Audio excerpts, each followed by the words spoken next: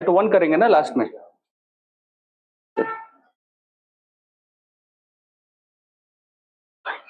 अच्छा, and system वगैरह हो गया। देखो तो आवाज सुनाई दे रहा है? क्लियर आवाज?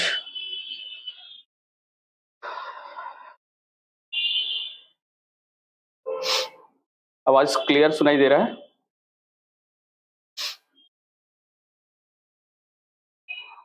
क्लियर आवाज सुनाई दे रहा है?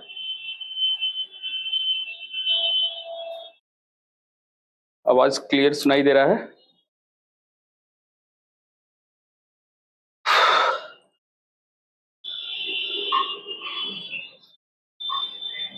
आवाज क्लियर? मेरी आवाज क्लियर सुनाई दे रहा है? आवाज क्लियर सुनाई दे रहा है? ओके। नमस्कार, मैं रवि कुमार भारद्वाज और कल का जो बिहार शिक्षक रिक्रूटमेंट का जो सेकंड शिफ्ट है उसके बारे में हम डिस्कस करने जा रहे हैं, ठीक है।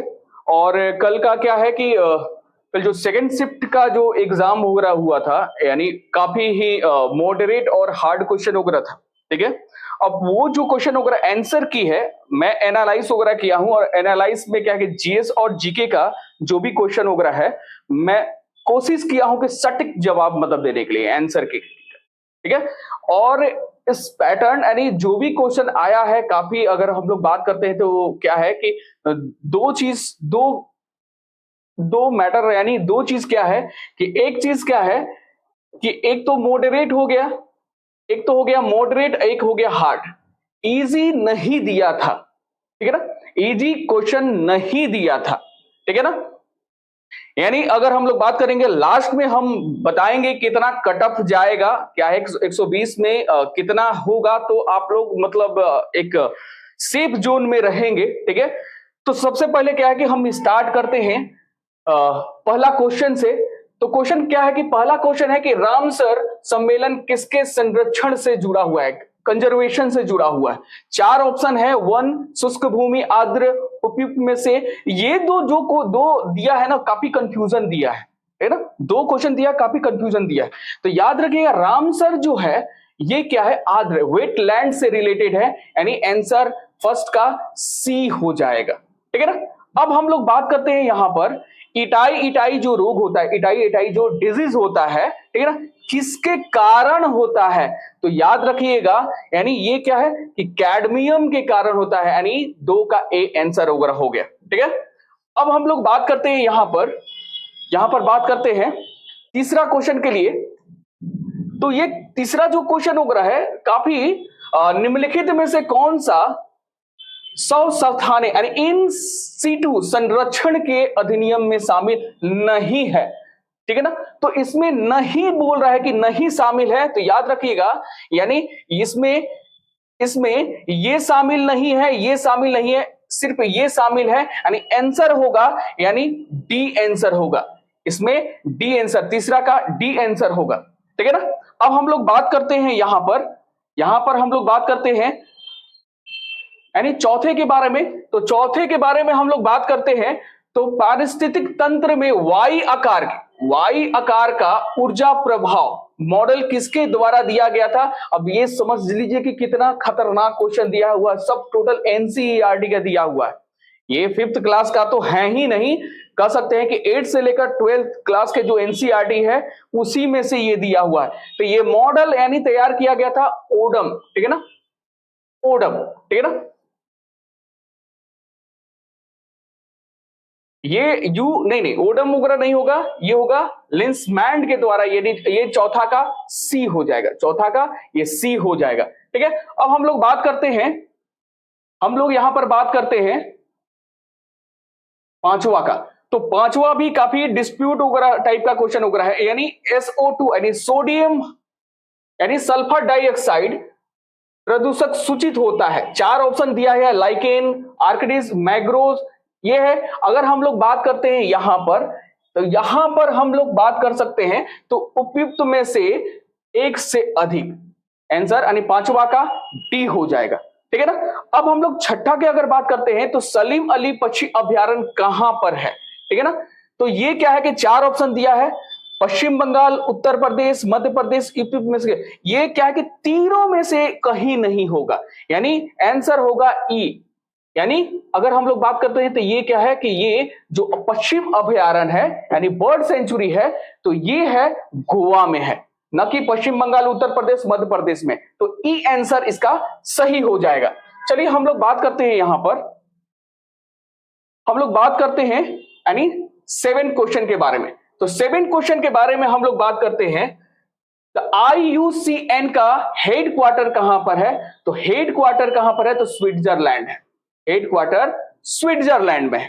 ठीक है, हम लोग बात करते हैं यहां पर कि एक पोषी स्तर से दूसरे पोषी स्तर में कितने ऊर्जा अवशोषित है। देखिए एनसीईआरटी का क्वेश्चन है, देखने में बहुत काफी इजी लग रहा है, लेकिन एग्जाम में जब जाएंगे तो माथा चकरा जाएगा। यानी एक पोषी स्तर पर यानी न्यूट्रिशन लेवल से सेकेंड न्यूट्रिशन लेवल का कितना परसेंट ऊर्जा अवशोषित करता है, कितना एनर्जी अवशोषण करता है, यानी आंसर होगा यानी 10%, यानी सी, यानी 8वां का सी हो जाएगा, 8वां का ये सी हो जाएगा। ठीक है, अब हम लोग बात करते हैं यहां पर यानी 9th के बारे में। 9th के अगर बारे में हम लोग बात करते हैं यानी श्वसन मूल किसमें पाए जाते हैं, श्वसन मूल किसमें पाए जाते हैं। ठीक है ना, तो इसमें लवणविद, जलोढ़विद, मरुविद, इसमें याद रखिएगा यानी 2, यानी सॉल्ट में भी और वाटर में, यानी 2, यानी आंसर होगा यानी डी, उपयुक्त में से एक से अधिक,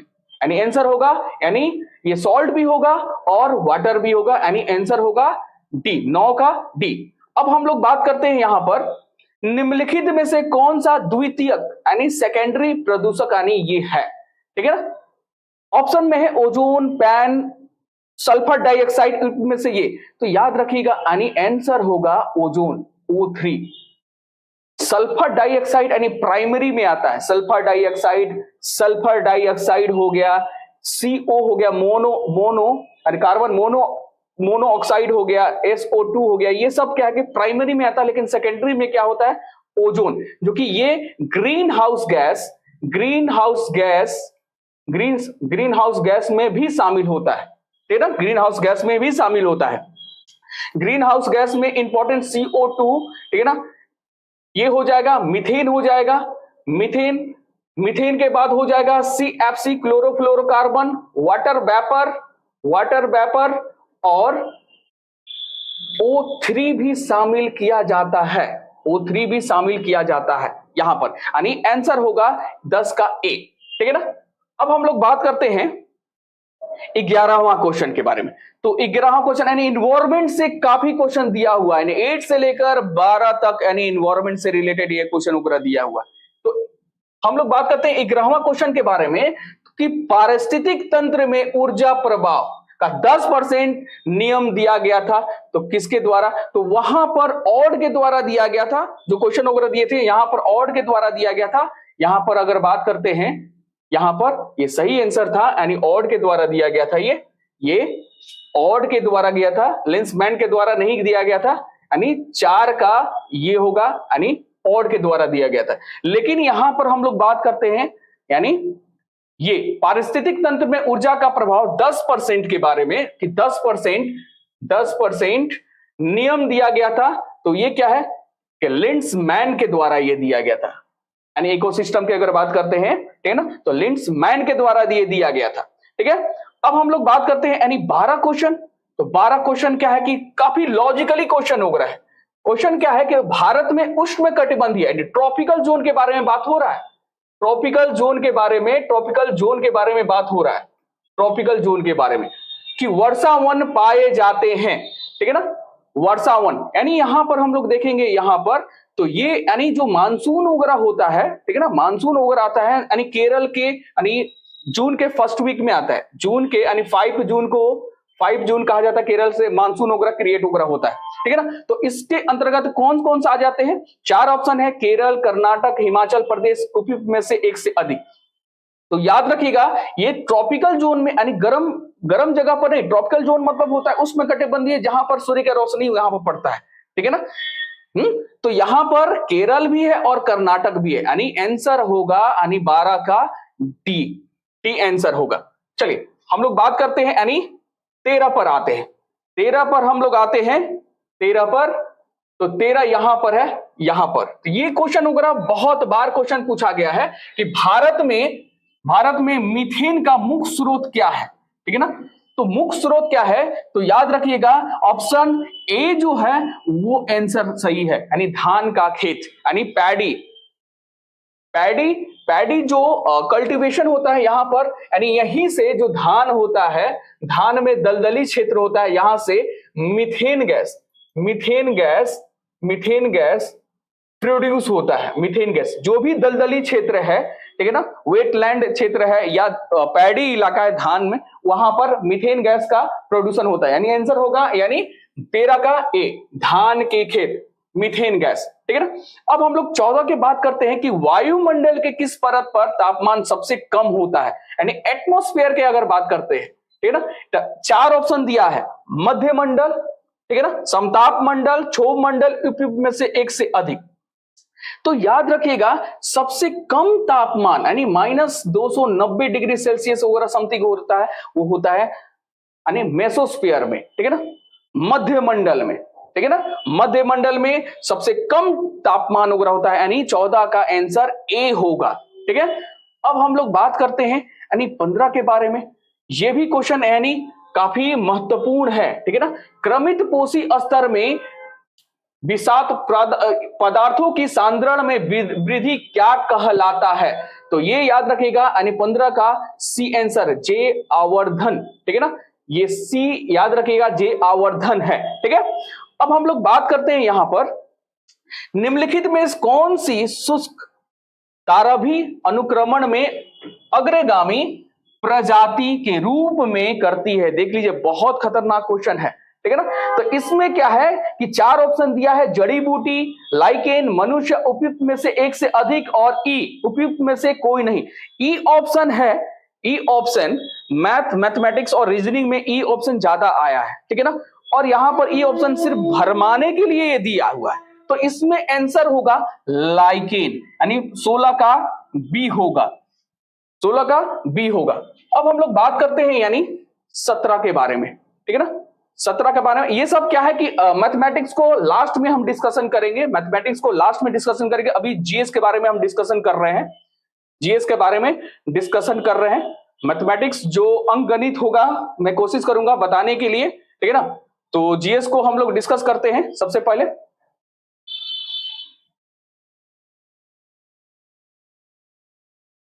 जीएस इंपॉर्टेंट है,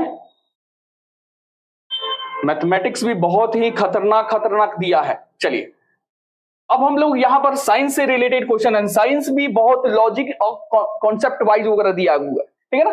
तो क्वेश्चन वगैरह कह रहा है क्या, क्वेश्चन कह रहा है कि ऊर्जा उत्पादन यानी एनर्जी प्रोडक्शन के लिए कोशिका प्रायः किसके उपयोग करती है, यानी ये 4 ऑप्शन 5 ऑप्शन है, वर्षा अम्ल, अमीनो अम्ल, ग्लूकोज, युक्त में से एक से अधिक, या ई कोई नहीं, यानी आंसर होगा अमीनो अम्ल, अमीनो अम्ल होगा। यानी इसमें क्या है कि इसमें कहा जाता है ऊर्जा के उत्पादन यानी प्रोडक्शन है, यानी माइटोकॉन्ड्रिया के बारे में। तो माइटोकॉन्ड्रिया में 2 चीज होता है, एक तो होता है प्रोटीन, ठीक है ना, एक तो होता है प्रोटीन, और प्रोटीनों से यानी 20 एमिनो एसिड प्रोड्यूस होता है, एमिनो एसिड प्रोड्यूस होता है। तो आंसर हमारे तरीका से यानी बी होगा, ठीक है ना, यानी 49 का बी, ठीक है ना, 49 का बी आंसर होगा, एमिनो अम्ल यानी प्रोटीन और 20 एमिनो एसिड वो रखे थे, यानी कह सकते हैं बी। अब हम लोग 50 के बारे में यानी पीयूष ग्रंथि के बारे में, जिसे मास्टर ग्रंथि भी कहा जाता है, कार्य क्या है, देख लीजिए कितना बढ़िया कॉन्सेप्ट वाइज है। इसमें 4 ऑप्शन है, शरीर में चीनी और नमक के स्तर को नियंत्रित करना, पुरुषों में यौन अंगों को विकसित करना, सभी अंगों में वृद्धि को प्रोत्साहित करना, डी है उपयुक्त में से एक से अधिक, और ई है इनमें से कोई नहीं। आंसर क्या होगा, बी और सी, यानी आंसर होगा एक से ज्यादा, यानी बी और सी, पुरुषों में यौन अंगों के विकसित करना और सभी अंगों में वृद्धि प्रोत्साहित करना।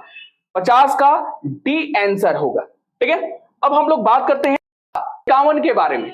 51 क्या है, यह भी कॉन्सेप्ट वाइज है साइंस का, ठीक है ना, यानी बायोलॉजी में मस्तिष्क यानी ब्रेन के बारे में दिया हुआ है कि ब्रेन के कौन कौन से भाग रक्तचाप ब्लड प्रेशर को कंट्रोल करता है, ठीक है ना। यानी आपके पास 4 ऑप्शन है, ठीक है ना। तो याद रखिएगा, यानी 51 का ए सही है, पोन्स, मेंडुला और सेरिब्लम। यानी 51 का ए आंसर हो गया। मस्तिष्क के कौन सा पार्ट ब्लड प्रेशर को कंट्रोल करता है? यानी पोन्स, मेडुला और सेरिब्लम, ठीक है। अब यहां पर 52 के बारे में बात करते हैं। तो यहां पर जो स्टेशनरी जो सैटेलाइट है, भू स्थित उपग्रह है, घूमता है। 4 ऑप्शन दिया है। उस ऊंचाई पर जो द्रव्यमान पर निर्भर करता है, ध्रुवों के ऊपर किसी भी ऊंचाई पर, सी स्थिर ऊंचाई पर, और इसमें से क्या है, एक से ज्यादा या कोई नहीं। तो याद रखिए, भू स्टेशनरी क्या है कि साइंस एंड टेक का क्वेश्चन है। भू स्टेशनरी जो सैटेलाइट है वो क्या है कि एक अस्थायी रूप में यहां पर, यानी स्थित रूप है ना, स्थिर हाइट पर, ठीक है ना, हाइट पर वो रहता है। लमसम यानी क्या है कि अगर हम लोग बात करते हैं तो 36,000 किलोमीटर के हाइट पर स्थिर रहता है। यानी आंसर यहां पर होगा यानी 52 का सी, ठीक है ना। अब हम लोग बात करते हैं यानी 53 क्वेश्चन के बारे में।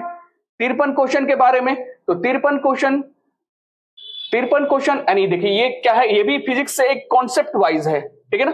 यहां पर वो कह रहा है कि यानी जो प्रिज्म है, प्रिज्म से एक व्हाइट कलर यानी 7 कलर में डिवाइड होता है, यानी द्वारा सफेद जो प्रकाश है परिक्षेपण के कौन सा कलर अधिकतम विचलित होता है, ठीक है ना। तो विचलित में 4 ऑप्शन दिया है, 5 ऑप्शन दिया है इसमें, बैगनी, हरा, लाल, में से एक से अधिक या तो इसमें क्या है, आंसर होगा 53 का बैगनी। इसमें क्या है कि यहां पर हम लोग यानी जो प्रिज्म से ये जो प्रतिपादन किए थे हमारे न्यूटन साहब ने किए थे, ये क्या है व्हाइट कलर यहां पर करते हैं। तो सबसे ज्यादा विचलन अगर बात करते हैं यानी 7 कलर के बारे में, तो ये हो गया आर, ये हो गया वी। सबसे ज्यादा विचलन यानी बैगनी, वायलेट कलर सबसे ज्यादा विचलन करता है, जबकि यहां पर मिनिमम विचलन जोन करता है वो रेड कलर करता है। याद रखिए, बहुत बार क्वेश्चन ये पूछा गया है, स्टेट क्वेश्चन है कॉन्सेप्ट वाइज। ये व्हाइट कलर है, ये व्हाइट कलर, ये क्या है कि न्यूटन साहब ने एक प्रिज्म से गुजारा था 7 कलर, ठीक है ना। तो हम लोग एक बिग बियोर के बारे में हम लोग जानते हैं, बिग बियोर के बारे में, ठीक है ना। इसका वेवलेंथ सबसे ज्यादा होता है, इसका एनर्जी सबसे ज्यादा होता है और इसका वेवलेंथ सबसे ज्यादा होता है। रेड कलर का वेवलेंथ सबसे ज्यादा होता है, ठीक है। अब हम लोग बात करते हैं मेघ गर्जन, जो बिजली चमकता है, मेघ गर्जन के समय निम्नलिखित में से क्या सुरक्षित है, ठीक है ना। यानी आपके पास यानी 5 ऑप्शन दिया है। खुली जगहों पर खड़े रहना, खुली छतरी लेकर चलना, छोटे पेड़ के नीचे आश्रय देना, ये में से क्या है कि एक से ज्यादा या नहीं। तो इसमें मुझे लगता है कि ई आंसर होगा, इनमें से कोई नहीं, क्योंकि जब बिजली चमकता है तो बाहर तो निकलना ही नहीं चाहिए, और खास करके जल और पेड़ के नीचे, ठीक है ना। तो इसमें क्या है कि इसमें ये जो ऑप्शन में इनमें से कोई नहीं होगा। यानी 54 का अगर बात करते हैं तो ये होगा ई आंसर होगा। चलिए हम लोग बात करते हैं यानी 55 के बारे में। स्वतंत्र रूप से पृथ्वी की ओर गिरती हुई निकाय की कुल ऊर्जा के बारे में यानी फिजिक्स के बारे में बात कर रहा है। तो कोई भी वस्तु, 4 ऑप्शन दिया हुआ, स्थिर रहती है, घटती है, बढ़ती है, या एक से अधिक, या इनमें से कोई नहीं, ठीक है ना। तो याद रखिएगा यानी 55 का आंसर होगा यानी स्थिर रहती है। तो कोई भी वस्तु अगर पृथ्वी पर गिरती है तो इसमें क्या है, इसमें भार यानी वेट पर निर्भर नहीं करती है, वो द्रव्यमान पर निर्भर करती है, यानी मास पर निर्भर करती है। यानी आंसर होगा स्थिर रहती है, ठीक है ना। यानी 55 का ए, ठीक है। अब हम लोग बात करते हैं, देखिए इसमें क्या है कि ये तो डायरेक्ट वगैरह क्वेश्चन है कि नेत्रदान में दाता की आंख किस हिस्से को, ठीक है ना, किस हिस्से को प्रतिरोधित किया जाता है, डोनेट किया जाता है। तो याद रखिएगा कॉर्निया, यानी 56 का आंसर होगा सी, ठीक है ना, कॉर्निया, ठीक है। अब हम लोग बात करते हैं यानी 56 यानी 57 के बारे में। तो 57 के बारे में रासायनिक नाम के बारे में बात करते हैं, ठीक है ना। कोई ट्रिक से याद किया होगा, ट्रिक से अगर याद किया होगा, रथ पर एक टॉफी है, लेकिन विटामिन B12 के बारे में बात हो रहा है कि विटामिन B12 का रासायनिक नाम क्या है। ये 5 नियासिन, थायमीन, हाँ, कोबालमिन इनमें से एक, या मतलब ये करके, यानी आंसर होगा साइनोकोबालामिन। ठीक है ना, याद रखिए, यानी 57 का सी आंसर होगा। ठीक है ना। अब हम बात करते हैं 58 के बारे में। तो निम्नलिखित में से, ये भी केमिस्ट्री का लॉजिकली क्वेश्चन हो रहा है कि निम्नलिखित में से कौन सा अम्ल क्षार संकेतक है। ठीक है ना। तो संकेतक मतलब अगर बात हम लोग करते हैं तो आंसर होगा, यानी हो जाएगा हल्दी। यानी अम्ल क्षार, यानी एसिड बेस के बारे में बात हो, एसिटिक बेस के बारे में बात किया जा रहा है। ठीक है ना। तो ये चीज क्या है कि कोई भी बीपीएससी के एग्जाम दे रहे हैं तो इसका देख रहे हैं कि इसका जो क्वेश्चन वगैरह है कितना स्टैंडर्ड क्वेश्चन है, यानी कहा जा रहा है कि ये कैसे पूछा जाएगा। यानी आने वाला जो एग्जाम वगैरह है तो क्या है कि कॉन्सेप्ट वाइज पूछा जाएगा, जिसका यानी सब्जेक्ट यानी कॉन्सेप्ट क्लियर होगा उसी से मतलब आप आंसर वगैरह दे सकते हैं। चलिए हम यहां पर बात कर रहे हैं यानी हल्दी, यानी 58 का हल्दी सही है, यानी 58 का सी। अब हम लोग बात करते हैं यानी 59 के बारे में। देखिए ये भी काफी क्वेश्चन वगैरह दिया गया है। ठीक है ना। तो इसमें क्या है कि इसमें जब सॉइल अति क्षारीय हो तथा उसमें पौधे पैदा नहीं होते हैं, प्लांट्स पैदा नहीं होते हैं, तब मृदा की क्वालिटी में सुधार करने के लिए क्या मिलाया जाता है। 4 ऑप्शन है, मेलामाइंस का घोल, कार्बनिक पदार्थ, बिना बुझा चूना, या एक से ज्यादा। यानी आंसर होगा कार्बनिक पदार्थ, ऑर्गेनिक कंपाउंड्स, यानी ऑर्गेनिक कंपाउंड हम लोग मिलाते हैं। ठीक है ना। कंफ्यूजन करते हैं बच्चे लोग, यानी यहां पर बिना बुझा चूना। ठीक है ना, ये कंफ्यूजन कर, लेकिन आंसर होगा 59 का, यानी बी, कार्बनिक पदार्थ के बारे में। ठीक है। अब यहां पर बात करते हैं 60 के बारे में। ठीक है। तो यहां पर ऐसे क्या है कि फ़ारेनहाइट पैमाने पर परम ताप का मान क्या होता है। तो परम ताप का मान होता है, ठीक है ना, -273 के केल्विन होता है। तो इसको फ़ारेनहाइट में चेंज करना है, जब फ़ारेनहाइट में चेंज कीजिएगा तो आंसर होगा यानी -459.4 फ़ारेनहाइट। ठीक है ना। याद रखिए एब्सोल्यूट जीरो का जो वैल्यू होता है -273.15 के होता है। ठीक है। यानी आंसर होगा 60 का ए होगा। ठीक है ना। अब हम लोग बात करते हैं यानी 61 में आते हैं। 61 पर, यहां पर 61 में ये भी लॉजिकली क्वेश्चन वगैरह दिया हुआ है कि प्रकाश तरंगे किस प्रकार का तरंग है, यानी लाइट जो है, लाइट वेव किस प्रकार का तरंग है। 4 ऑप्शन यानी 5 ऑप्शन दिया है, विद्युत चुंबकीय तरंग, अनुप्रस्थ तरंग, अनुदैर्ध्य तरंग, और क्या है कि एक से ज्यादा, और उपयुक्त में से नहीं। यानी आंसर क्या होगा, आंसर होगा यानी एक से ज्यादा।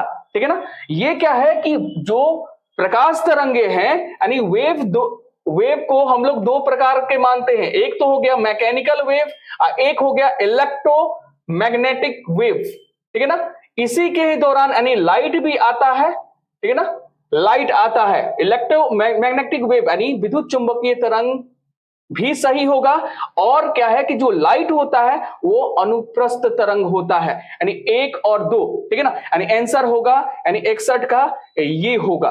ठीक है ना। याद रखिएगा यानी लाइट जो होता है विद्युत चुंबकीय तरंग भी है, और क्या है, अनुप्रस्थ यानी ट्रांसवर्स वेव भी है। यानी आंसर होगा यानी 61 का क्या होगा, डी होगा, यानी 1 से अधिक। ठीक है।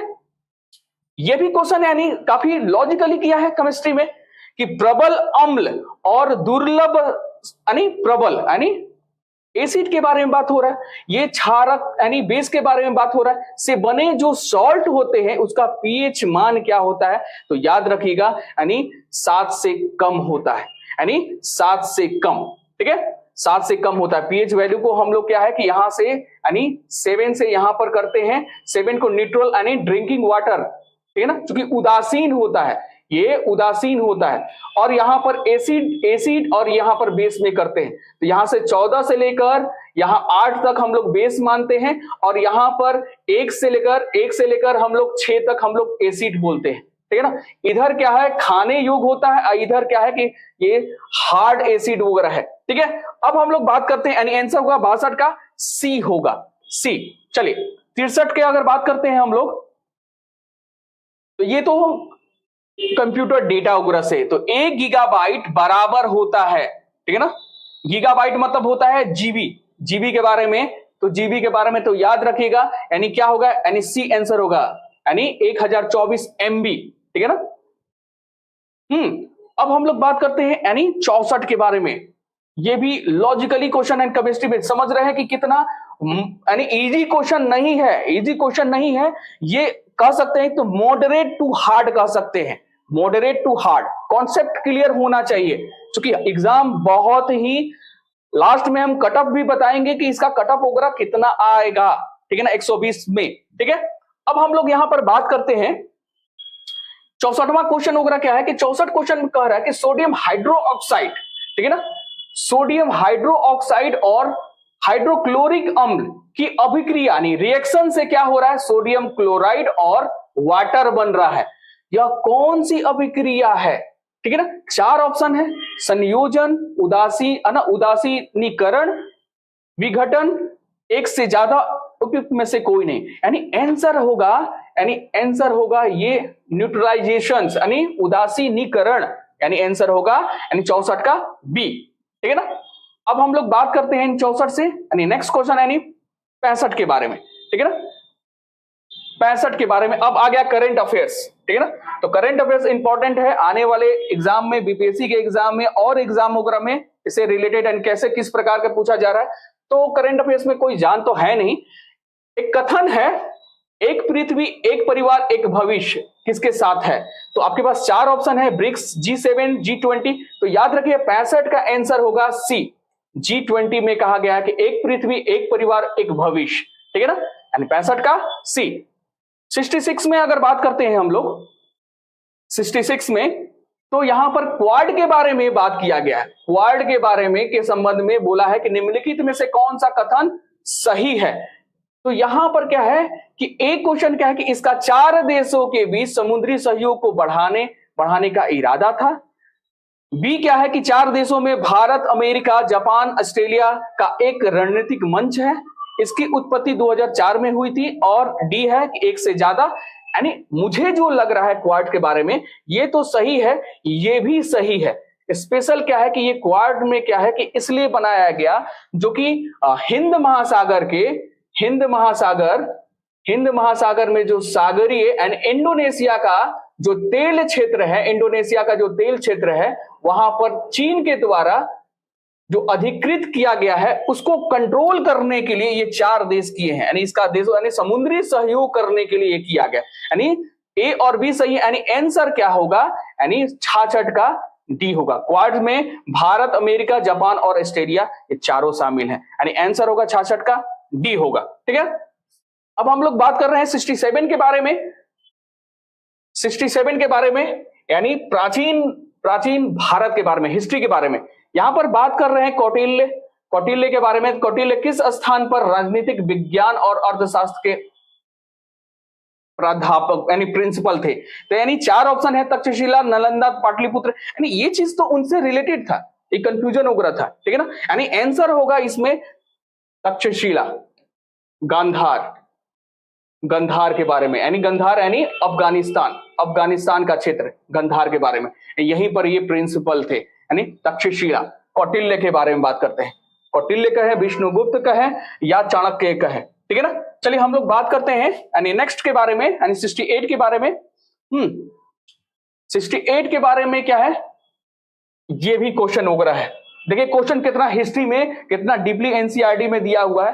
कह रहा है कि बिहार में 1781 के विद्रोह के बारे में निम्नलिखित में से कौन सा कथन सही है, ठीक है ना। तो आपके पास क्या है कि ये क्वेश्चन है कि अंग्रेज बिना किसी भी परेशानी के विद्रोह को क्या है कुचलने किया कोई नहीं। याद रखिएगा 1781 में जो अंग्रेजों के अगेंस्ट लड़ा गया था वो क्या है कि किसानों के द्वारा नहीं, ये क्या है कि ये जमींदारों के द्वारा ये किया गया था, और क्या है कि अंग्रेजों के बिना परेशानी के लिए कुचलने में सफल हुआ। मुझे जो लग रहा है कि ये इसका बी आंसर होगा, ये जमींदारों द्वारा ये विद्रोह लड़ा गया था, ठीक है ना, जो कि असफल हो गया था। तो आई थिंक मुझे लगता है कि 68 में ये किसानों के द्वारा नहीं लड़ा गया था, ठीक है ना, ये किसानों के द्वारा नहीं लड़ा गया था, ठीक है ना, ये जमींदारों के द्वारा लड़ा गया था, ठीक है ना। तो आप कह सकते हैं कि 68 का यानी डी कह सकते हैं, यानी डी, यानी ये भी सही है, ये भी सही है। ये ज्यादा ना ऑथेंटिक है, जो कि जमींदारों के द्वारा लड़ा गया था, जो कि अंग्रेज से ना अंग्रेज उसको यानी समाप्त कर दिए थे। तो बी और ए यानी दोनों सही है, यानी डी आंसर, यानी 68 का डी आंसर सही है। ठीक है, चलिए हम लोग बात करते हैं यानी 69 के बारे में। देखिए यहां पर क्या है कि करंट अफेयर्स के बारे में कहा गया कि भारत ने किस देश के साथ मिलकर नेट जीरो, ठीक है ना, net zero innovation virtual centre बनाने की घोषणा किया गया था। 4 ऑप्शन है, ब्राजील, रूस, ब्रिटेन, एक से अधिक। तो याद रखिएगा, यानी ये क्या है कि ब्रिटेन के द्वारा, यूके के द्वारा, यूनाइटेड किंगडम के द्वारा ये किया गया है।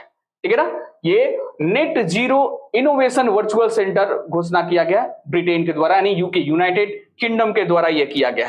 ठीक है, चलिए नेक्स्ट क्वेश्चन यानी 70 क्वेश्चन हम लोग डिस्कस करते हैं,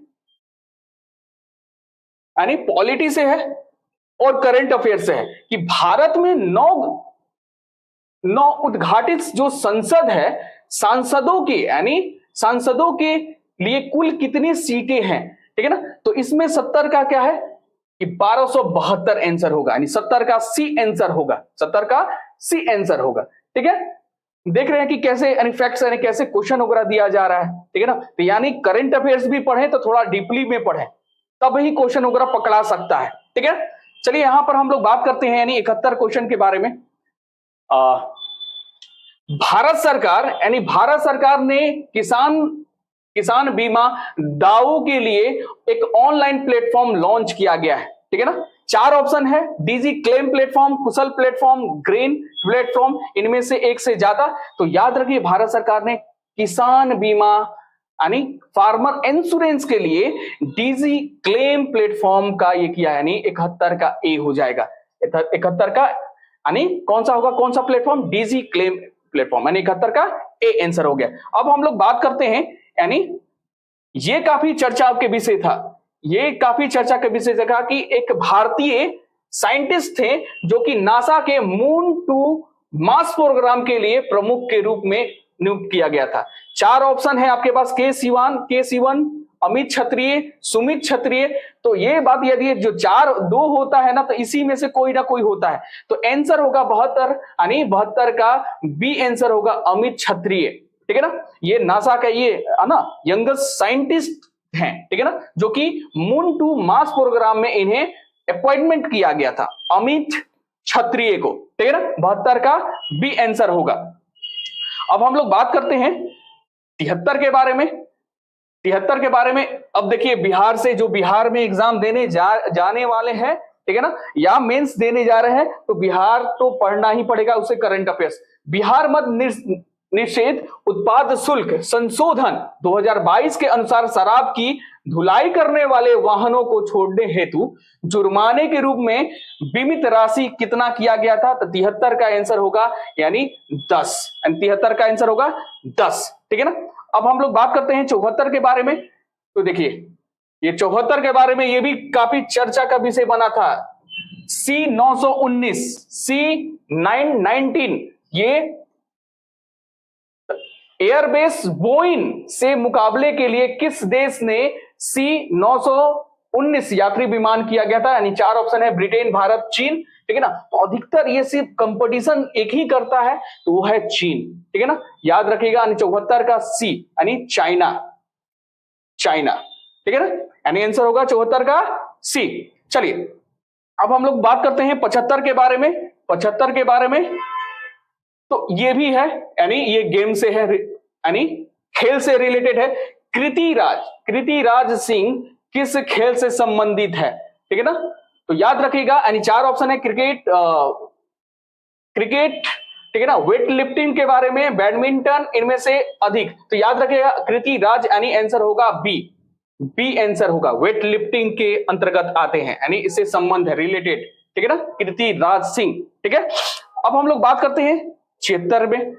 नेक्स्ट, बिहार से करंट अफेयर, जब बिहार के एग्जाम देने जा रहे हैं तो बिहार के करंट अफेयर जरूर पढ़िए। ठीक है ना, क्वेश्चन बहुत अच्छा दिया हुआ है, करंट 22-23 बिहार उद्योग विभाग। ठीक है ना, यानी बिहार इंडस्ट्रियल डिपार्टमेंट के द्वारा जारी औद्योगिक विकास रैंकिंग के बारे में बात कर रहा है कि किस जिले ने सर्वोच्च प्राप्त किया है। यानी आपके पास दरभंगा, सिवान, गया एक से ज्यादा, यानी आंसर क्या होगा? आंसर होगा यानी सिवान, ठीक है ना। यानी 76 का बी आंसर होगा सिवान। लगभग यानी उसका पॉइंट दिया गया था 68 पॉइंट दिया गया था, ठीक है ना। यानी औद्योगिक विकास रैंकिंग 2022 में सिवान अव्वल रहा, यानी डिस्ट्रिक्ट वाइज अगर बात वगैरह करते हैं तो। अब हम लोग बात करते हैं 77 के बारे में, ठीक है ना। ये तो पॉलिटी है, पॉलिटी यानी राज्य व्यवस्था के बारे में कि मौलिक अधिकारों, ठीक है ना, यानी फंडामेंटल जो राइट्स है को लागू करने के लिए न्यायालय निम्नलिखित में से किसे जारी करता है। यानी आपके पास अध्यादेश, डिक्री, रीट, उपयुक्त में से एक से अधिक, यानी 77 का आंसर होगा। यानी क्लियर क्या है कि रीट, जो 5 प्रकार के रीट होते हैं, यानी न्यायालय के द्वारा किसे जारी किया जाता है? मौलिक फंडामेंटल राइट्स के लिए रीट का, यानी 77 का सी हो जाएगा, ठीक है ना। अब हम लोग बात करते हैं यानी 78 के बारे में। देखिए ये भी काफी लॉजिकली है, ठीक है ना। तो यहां पर लॉजिकली नहीं है, ये तो स्टेट क्वेश्चन, निम्नलिखित में से कौन सा बांध महानदी पर स्थित है, ठीक है ना, महानदी पर। तो ये हो गया हीराकुंड, ठीक है ना। तो हीराकुंड के बारे में जान जाए कि ये लॉन्गेस्ट डैम है, यानी लॉन्गेस्ट डैम है किस नदी पर है? तो ऑलरेडी महानदी पर है। किस स्टेट में है? तो ये हो गया उड़ीसा स्टेट में है, ठीक है ना। यानी 78 का आंसर क्या होगा? हीराकुंड हो जाएगा। अब हम लोग बात करते हैं 79 के बारे में। तो ये काफी चर्चा में था करंट अफेयर्स में, ये अल अक्सा मस्जिद जो हाल में खबरों में थी, किस शहर में अवस्थित है? आपके पास रियाद, रोम, जेरूसलम, उपयुक्त में से एक से अधिक। तो ये काफी चर्चा में था, तो याद रखिएगा इजराइल के जो राजधानी है जेरूसलम में, जो कि ये 3 रिलीजन्स यहां पर डिस्प्यूट है। एक तो हो गया यहूदी, मुस्लिम और क्रिश्चियन, ठीक है ना। यहां पर तो जेरूसलम में अल अक्सा मस्जिद काफी चर्चा में था, और किस शहर में? जेरूसलम, जो कि इजराइल का राजधानी है। और 3 रिलीजन्स, ठीक है ना, एक तो हो गया मुस्लिम, यहूदी, ठीक है ना, और क्रिश्चियन, ठीक है ना, इसमें डिस्प्यूट हो रहा है, ठीक है। अब हम लोग बात करते हैं यानी 80 क्वेश्चन के बारे में, नाटो के बारे में, ठीक है ना। तो यहां पर क्या है कि निम्नलिखित में से कौन सा देश नाटो का सदस्य देश है? यानी ऑप्शन है डेनमार्क, बेल्जियम, कनाडा, में से एक से अधिक या कोई नहीं। तो यहां पर आंसर होगा डेनमार्क भी है, बेल्जियम भी है, कनाडा भी है, यानी आंसर होगा 80 का डी आंसर होगा, ठीक है ना। इसकी स्थापना 1949 में किया गया था।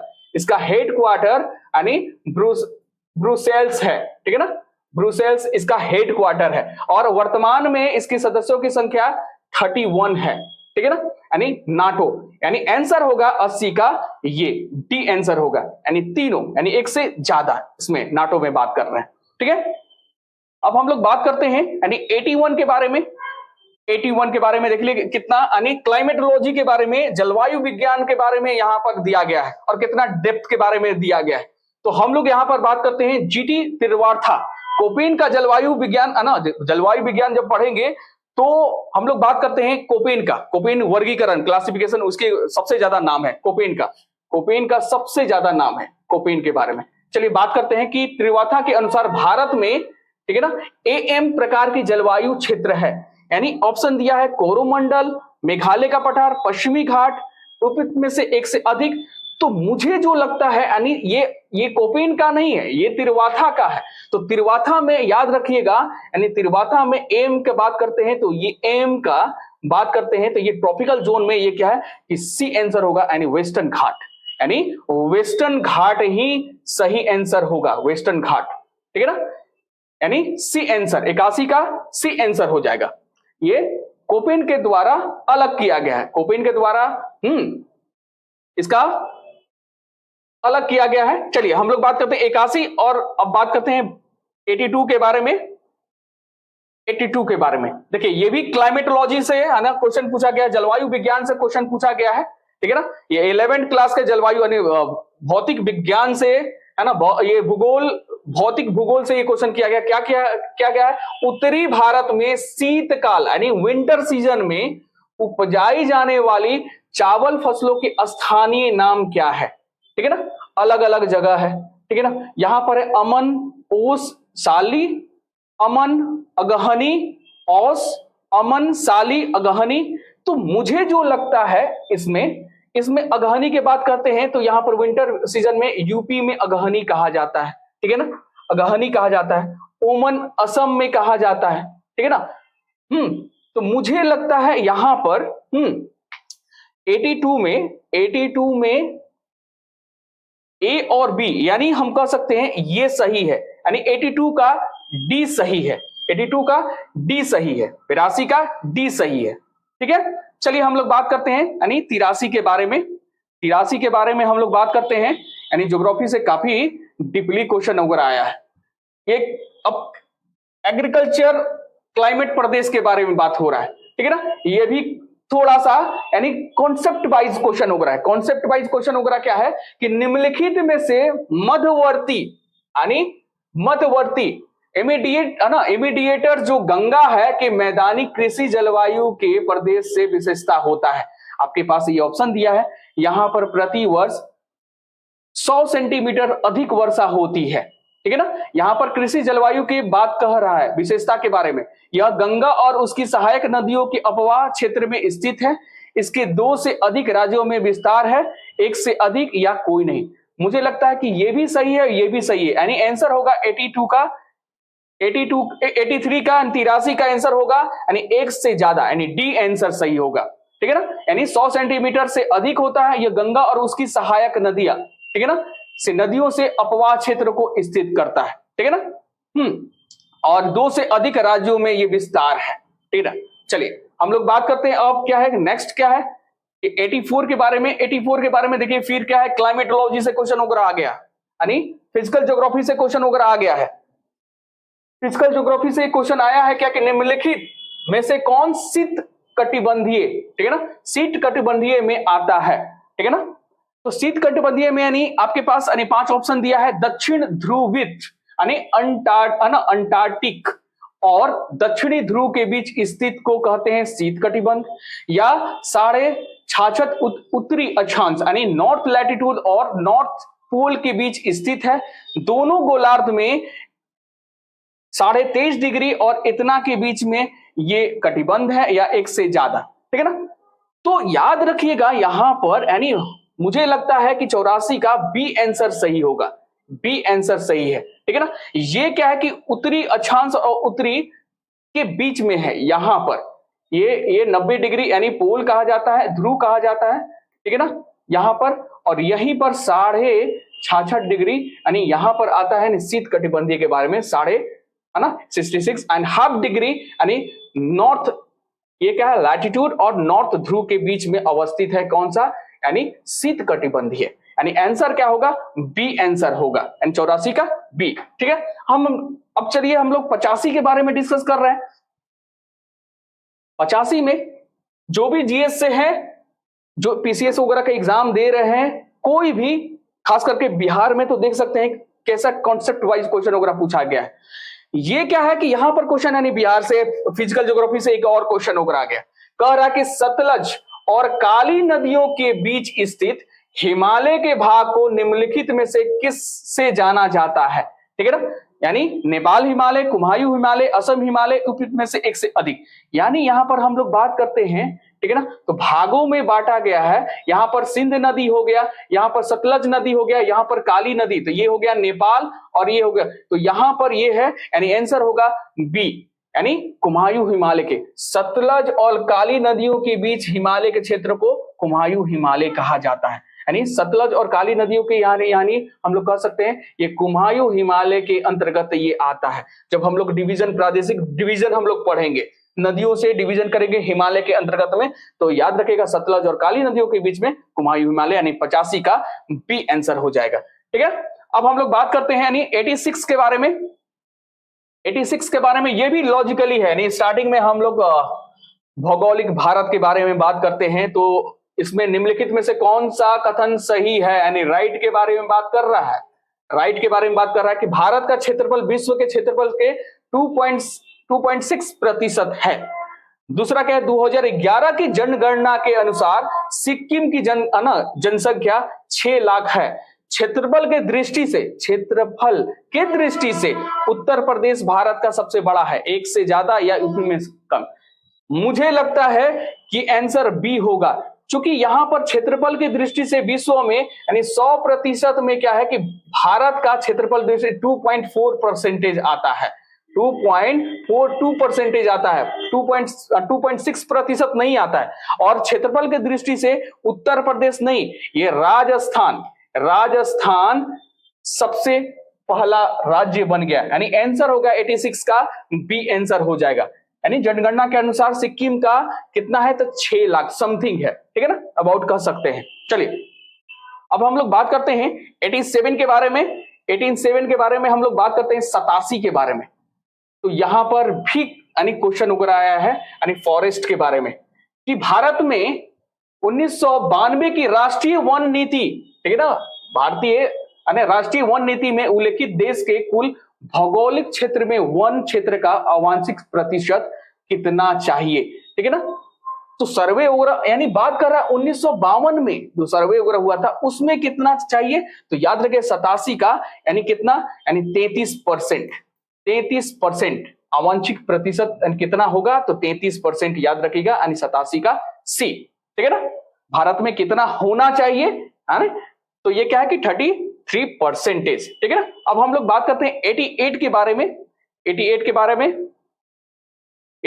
बारे में ये भी क्वेश्चन दिया हुआ है, यानी क्वेश्चन दिया है कि निम्नलिखित में से कौन सा, ज्योग्राफी से क्वेश्चन बहुत दिया है कि निम्नलिखित में से कौन सा स्थानांतरित कृषि का स्थानीय नाम यानी लोकल नेम क्या है, ठीक है ना। आपके पास ऑप्शन दिया है पोडू, वेवर, दहिया, एक से ज्यादा या इनमें से नहीं। तो याद रखिए यानी आंसर होगा क्या, आंसर होगा एक से ज्यादा। यानी स्थानीय कृषि को झूम कृषि भी कहा जाता है, जो कि पहाड़ी इलाका में खास करके क्या है कि नॉर्थ ईस्ट इंडिया में ये पाया जाता है। यानी मिजोरम में, त्रिपुरा में, मेघालय में ये सब कहा जाता है। इसको झूम खेती यानी पहाड़ों पर खेती वगैरह किया जाता है। इसमें क्या है, पोदू भी है, वेवर भी है, दहिया भी है, यानी एक से ज्यादा। यानी आंसर 88 का क्या हो जाएगा, ये हो जाएगा डी आंसर हो जाएगा, ठीक है ना, ये डी आंसर हो जाएगा, ठीक है। चलिए हम लोग बात करते हैं यहां पर, यानी 88 तो हो गया। अब हम लोग बात करते हैं 89 के बारे में। 89 के बारे में देखिए, ये हो गया वर्ल्ड ज्योग्राफी के बारे में। वर्ल्ड ज्योग्राफी के बारे में दिया है कि अमेजन बेसिन के बारे में, जो कि अमेजन बेसिन में एक बड़े मकान को क्या नाम दिया गया है जिसकी छत की तिरछी खड़ी ढाल होती है। यानी ये ऑप्शन दिया है कसावा, मैनीओक, मलुका, ठीक है ना, एक से ज्यादा ये, ठीक है ना। यानी आंसर हम लोग बात करते हैं आंसर के बारे में, तो आंसर होगा सी, ठीक है ना, ये सी होगा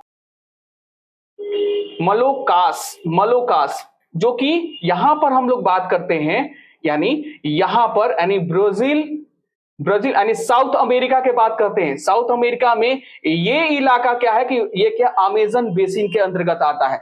ब्राजील और अर्जेंटीना का जो क्षेत्र होता है वो ब्राजील है ना, अमेजन बेसिन के अंतर्गत आता है। और वहीं पर क्या है कि एक बड़े मकान के नाम दिया है जो कि तिरछी है ना, छत की तिरछी में क्या है, तो ये याद रखिए मलोकास, यानी एस यहां पर छोड़ दिया है, ठीक है ना, मलोकास, ठीक है ना। यानी आंसर 89 का क्या हो जाएगा, सी हो जाएगा, ठीक है ना। चलिए हम लोग बात करते हैं यहां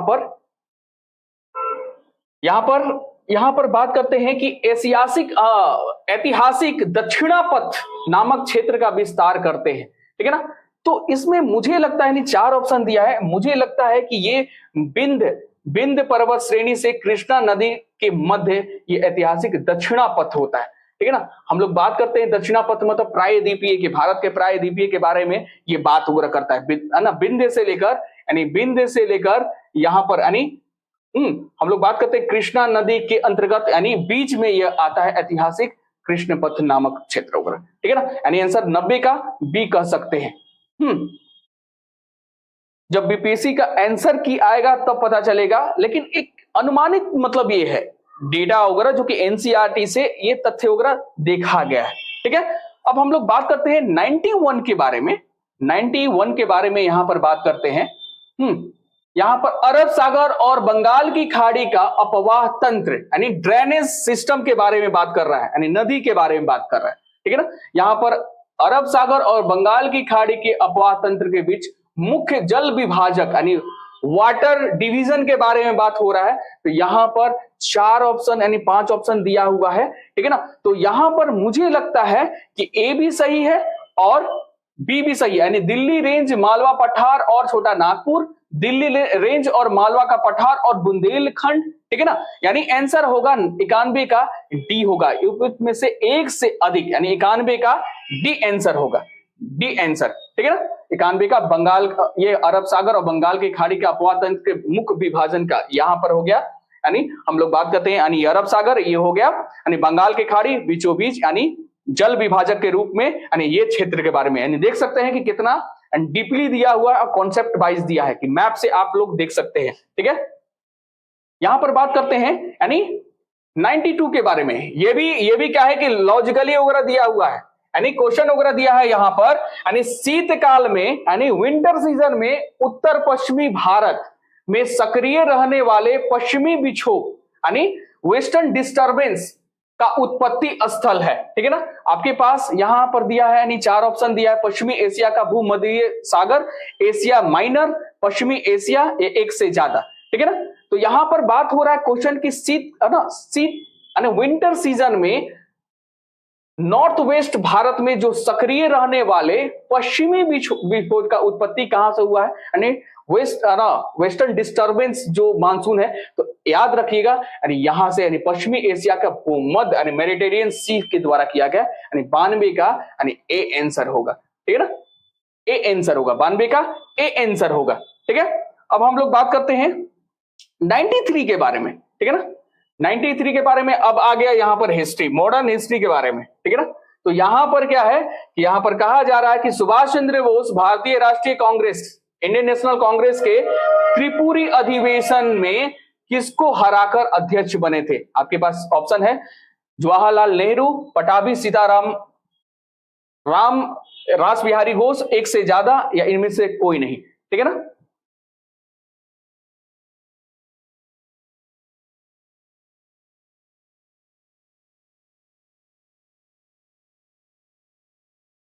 ठीक है, तो यहां पर हम लोग बात करते हैं यानी 93 का जो आंसर होगा वो पटाभी सीतारामैया। ठीक है ना, यानी क्या है कि सबसे पहले क्या है कि इंडियन नेशनल कांग्रेस में सुभाष चंद्र बोस, इंडियन नेशनल कांग्रेस में सुभाष चंद्र बोस हरिपुरा में होते हैं 1938 में। ठीक है ना, अब फिर इसके बाद त्रिपुरी में होते हैं 1939 में, किसको हराकर यानी अध्यक्ष बनते हैं पटाभी सीतारामन का। ठीक है ना, पहले एच आता है फिर टी आता है, हरिपुर और त्रिपुरा। इसके बाद ये रिजाइन करते हैं 1939 में और फॉरवर्ड ब्लॉक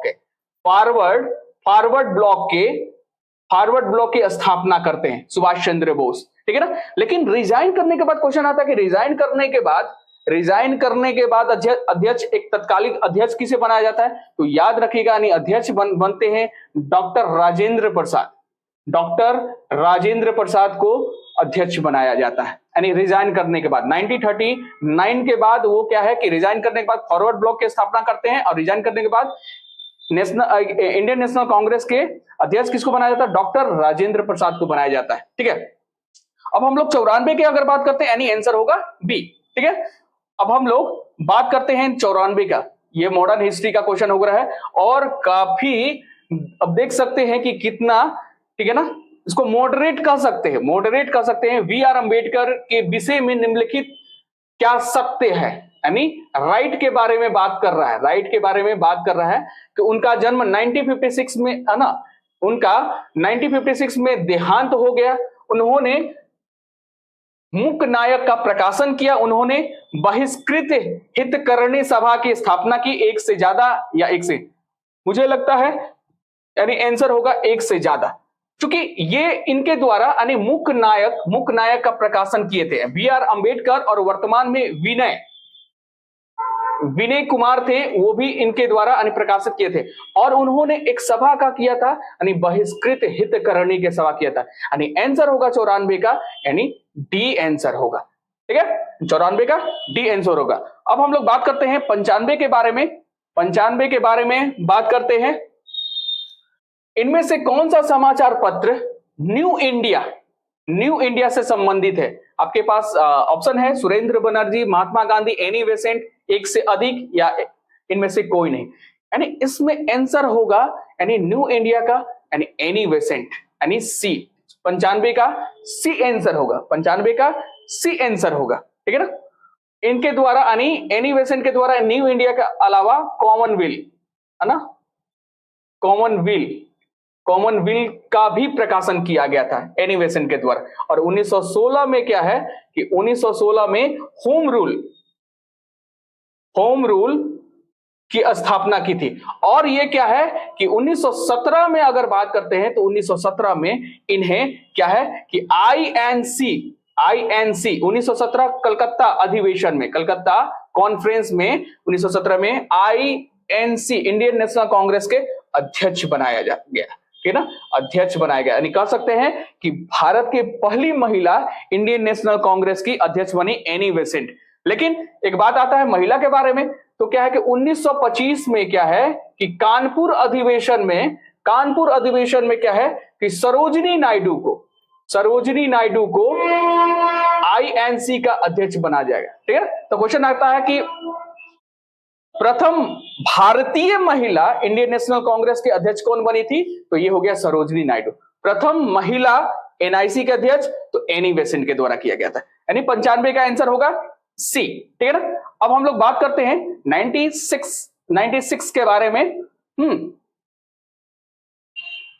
ये तो स्टेट क्वेश्चन हो गया। भारतीय स्वतंत्रता संघर्ष के दौरान किसने स्वदेश बांधो समिति का गठन किया था? यानी आपके पास समय है, सूर्यसेन, अश्विनी कुमार दत्त, बटुकेश्वर दत्त, इनमें से एक ही आए। यानी आंसर होगा 96 का, यानी आंसर होगा अश्विनी कुमार दत्त के द्वारा स्वदेश बांधो समिति की गठन किया गया था। यानी 96 का बी आंसर हो गया।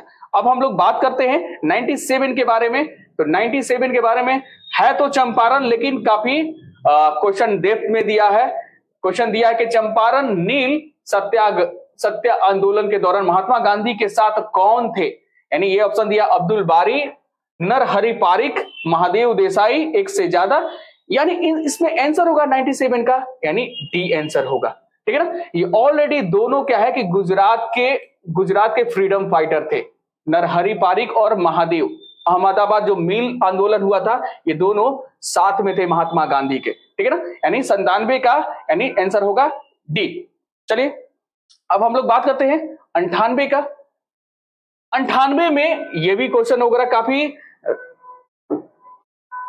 हिस्ट्री के जो ज्ञाता है, यानी ये भी देख के कहेंगे कि फैक्ट्स टाइप का क्वेश्चन वगैरह दिया हुआ है। तो यहां पर दिया किस तिथि को अगस्त क्रांति, क्विट इंडिया मूवमेंट अगस्त क्रांति भी के नाम से भी जाना जाता है, अगस्त क्रांति, भारत छोड़ो आंदोलन, 1942 के दौरान लिनलिथयागो पटना एवं उसके आसपास की भीड़ पर गोली चलाने का आदेश दिया था।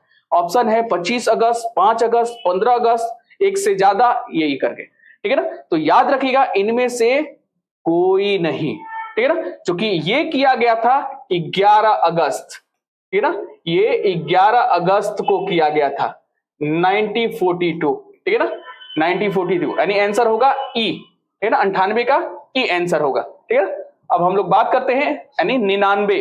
तो 99 का चक्कर, ये बात बिहार के कभी एग्जाम देने जाएंगे तो बिहार से क्वेश्चन यानी इतिहास से मॉडर्न बिहार के क्वेश्चन वगैरह पूछा जाता है। किस वर्ष बिहार प्रांतीय किसान सभा का गठन किया गया था? यानी ऑप्शन है 1929, 1920, 1924, एक से अधिक। यानी आंसर होगा यहां पर बिहटा में, बिहार के बिहटा में क्या है कि 1929 में किया था सहजानंद।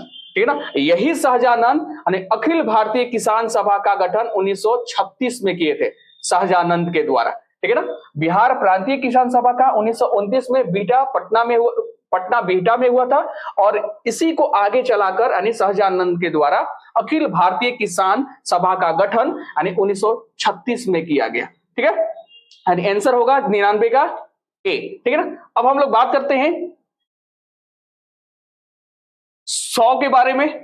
तो 100 के बारे में हम लोग बात करते हैं, निम्नलिखित में से कौन सा विद्रोह और आंदोलन लंबी दाढ़ी रखने पर लगाए जाने वाले के कारण हुआ था।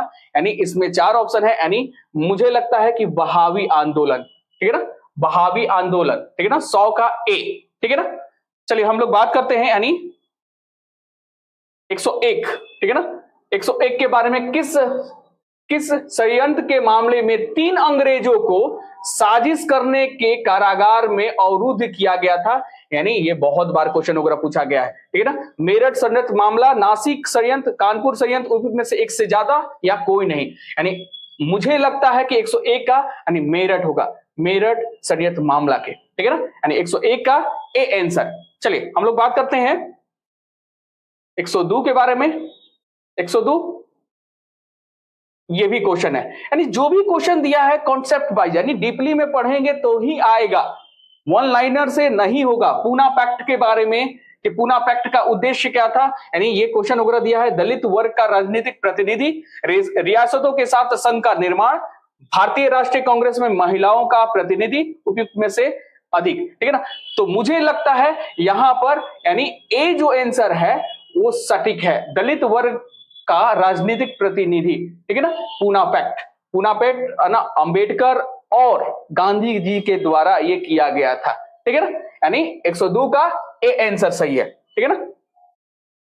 अब हम लोग बात करते हैं यहां पर प्रथम अखिल भारतीय कांग्रेस समाजवादी सम्मेलन कहां हुआ था।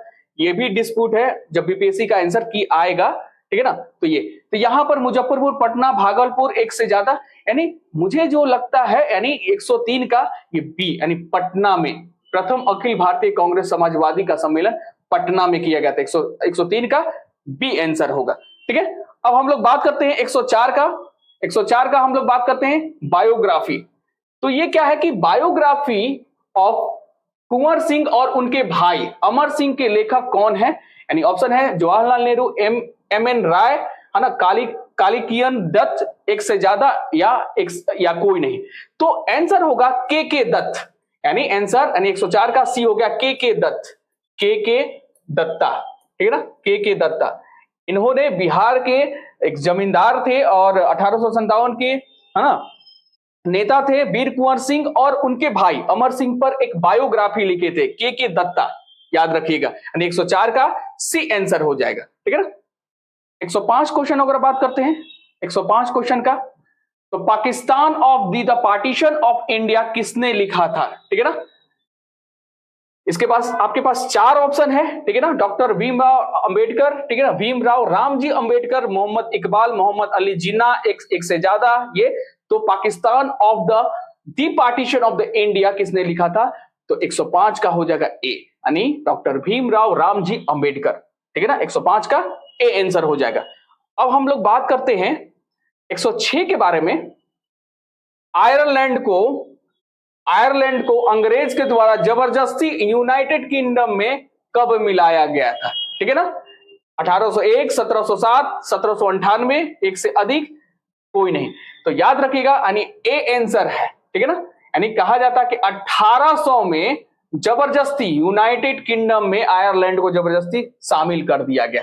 आयरलैंड मतलब ये हो गया आयरलैंड, ये आयरलैंड हो गया, और ये हो गया स्कॉटलैंड, ये हो गया इंग्लैंड, और ये हो गया वेल्स, ठीक है ना।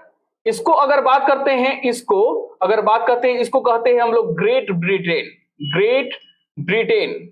ब्रिटेन, और इसको पूरा बात करते हैं यानी आयरलैंड को मिला दिया जाए तो इसको बोलते हैं यूके, यानी यूनाइटेड किंगडम, ठीक है ना। स्कॉटलैंड, इंग्लैंड और वेल्स को ग्रेट ब्रिटेन, ठीक है, और जब आयरलैंड को मिला दिया जाए तो इसको बोलते हैं यूनाइटेड किंगडम। इसे 1800 में लगभग यानी 1801 में शामिल किया गया, सबसे क्लोज 1801 है, यानी 106 का आंसर होगा ए, ठीक है ना। अब हम लोग 7 के बारे में बात करते हैं।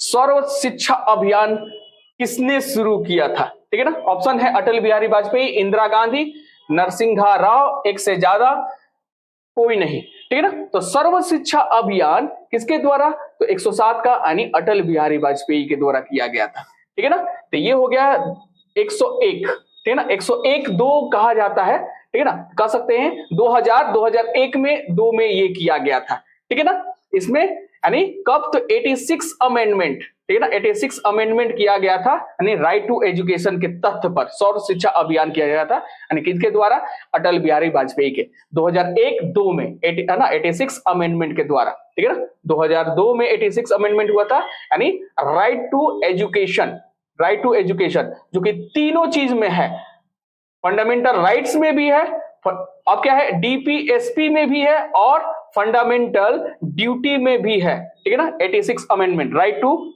एजुकेशन, शिक्षा का अधिकार के बारे में, ठीक है। अब हम लोग बात करते हैं 108 के बारे में। 108 के बारे में, श्रीलंका कब स्वतंत्र हुआ था, इंडिपेंडेंस कब मनाया जाता है, तो आंसर होगा यानी ए, 1948 को, ठीक है ना। 1948 को श्रीलंका आजाद हुआ था, याद रखिएगा, ठीक है ना, यानी 108 का ए आंसर हो जाएगा, ठीक है ना। अब हम लोग बात करते हैं 109 के बारे में। 109 के बारे में हम लोग बात करते हैं, तो अन्नपूर्णा योजना राशन कार्ड, ठीक है ना। अब देखिए ये क्या है कि योजना के बारे में आ गया, तो योजना के बारे में तो देगा ही, करंट अफेयर्स देगा ही, कि अन्नपूर्णा योजना राशन कार्ड किसके लिए है, ठीक है ना। आपके पास है गरीब रेखा के नीचे वाले परिवार, वृद्ध और गरीब लोग जो 65 वर्ष से अधिक है, गरीबी रेखा के ऊपर वाले परिवार 1 से अधिक, या कोई नहीं। तो याद रखिएगा, सबसे पहले तो बी तो रहेगा, वृद्ध के गरीब लोग यानी 65 वर्ष के रहेगा, और बीपीएल में भी जो आते हैं ये होगा, यानी ए और बी दोनों सही है, यानी 1 से ज्यादा, यानी आंसर होगा यानी डी, यानी 109 का डी आंसर होगा, ठीक है ना। यानी वृद्ध और गरीब लोग जो कि 65 वर्ष से अधिक हो और बीपीएल से, है ना, यानी बिलो पॉवर्टी लाइन से जो है, ठीक है ना, नागरिक भारत के, वो भी शामिल है, यानी आंसर होगा 109 का डी आंसर होगा। अब हम लोग बात करते हैं यहां पर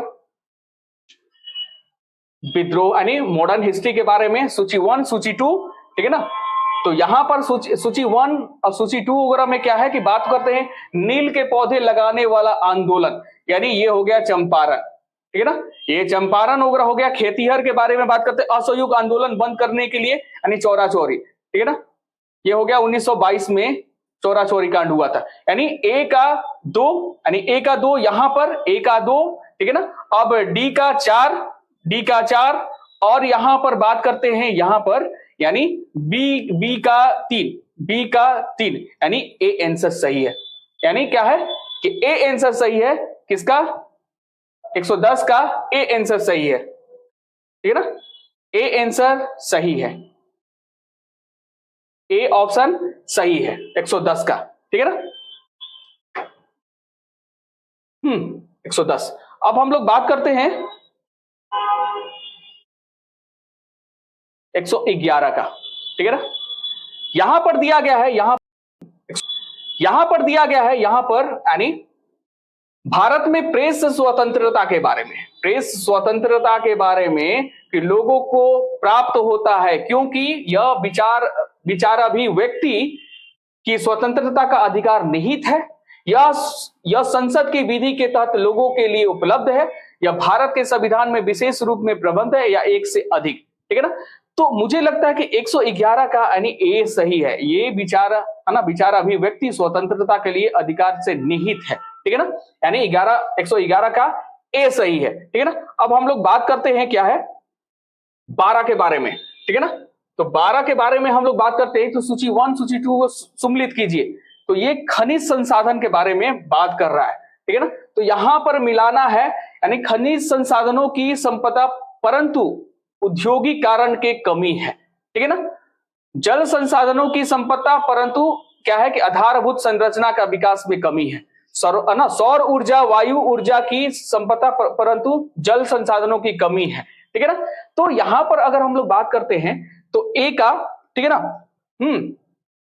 खनिज संसाधनों की संपदा परंतु यहां पर ऑप्शन में अगर हम लोग देखेंगे, ऑप्शन में ये रहा ऑप्शन, ठीक है ना, ऑप्शन रहा ये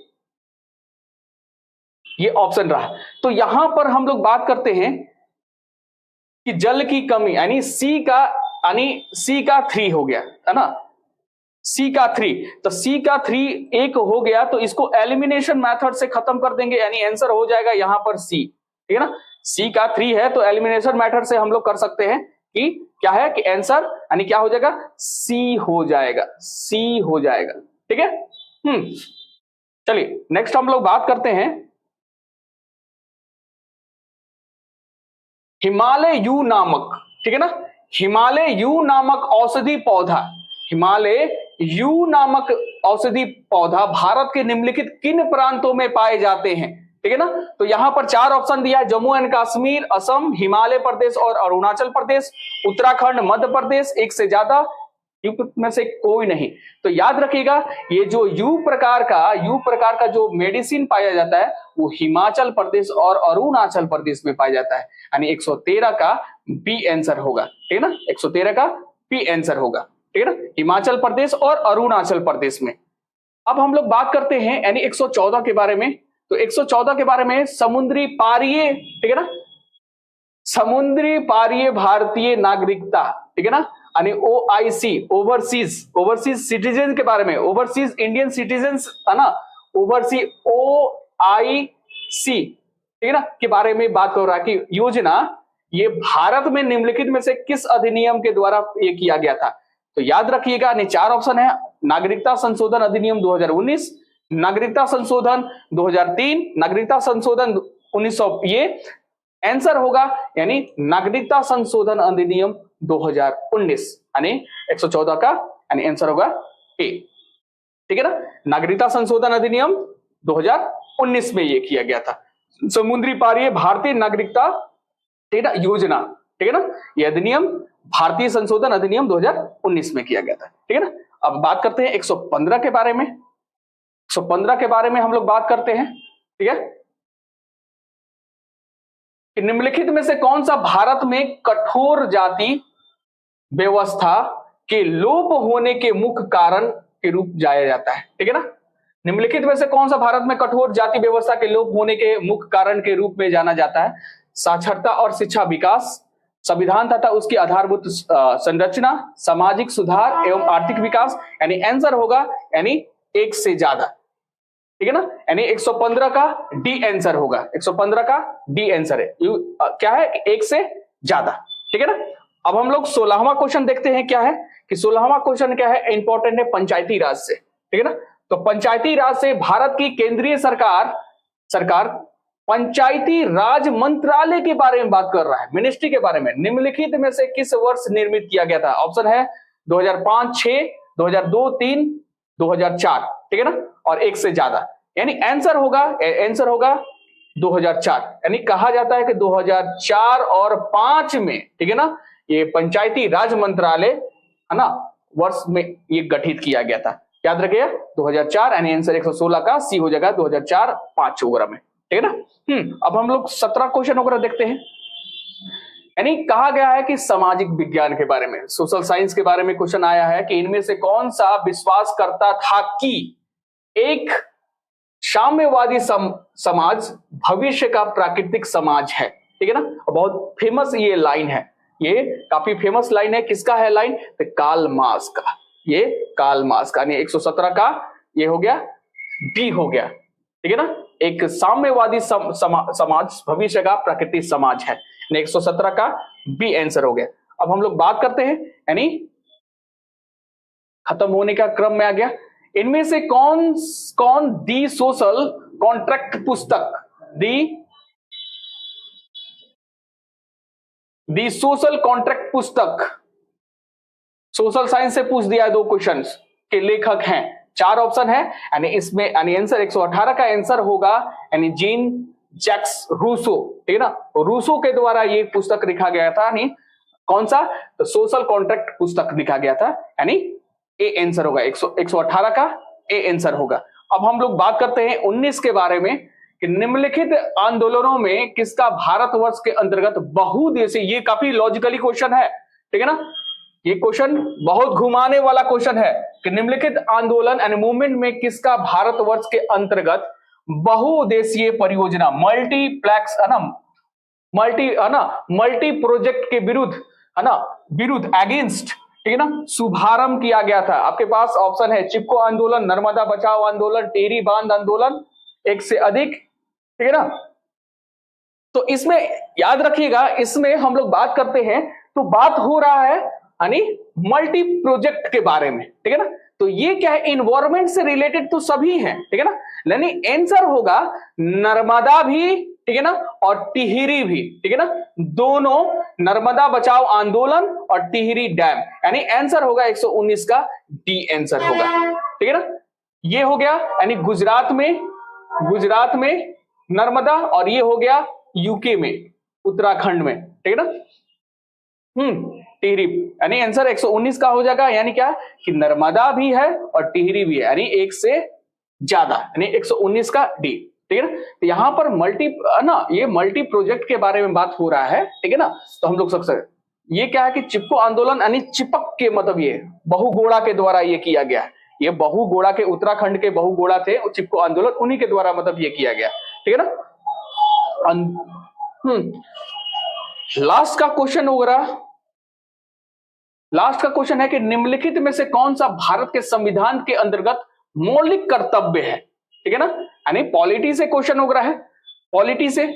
तो यहां पर है अपने बच्चे को शैक्षिक अवसर प्रदान करना, है ना, मौलिक कर्तव्य के यानी फंडामेंटल ड्यूटी के बारे में दिया गया।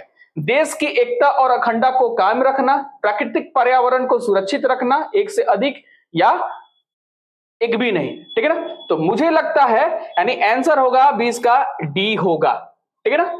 इसमें क्या है कि राइट टू एजुकेशन 86 अमेंडमेंट में क्या है, 86 अमेंडमेंट में ये कहा गया है यानी पेरेंट्स को यानी रिस्पॉन्सिबिलिटी है कि बच्चे का शैक्षिक अवसर प्रदान करना, ठीक है ना। इसमें अखंडता क्या, एकता, अखंडता, ये प्रकृति के बारे में भी रखा गया कि आपका ड्यूटी है, ठीक है ना, कि आपको करने के लिए, यानी आंसर 120 का क्या हो जाएगा, डी आंसर हो जाएगा, ठीक है।